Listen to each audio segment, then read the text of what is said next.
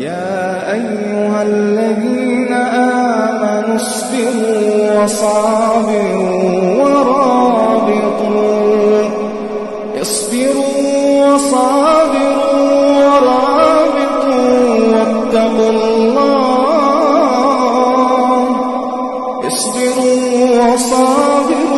ورابطوا واتقوا الله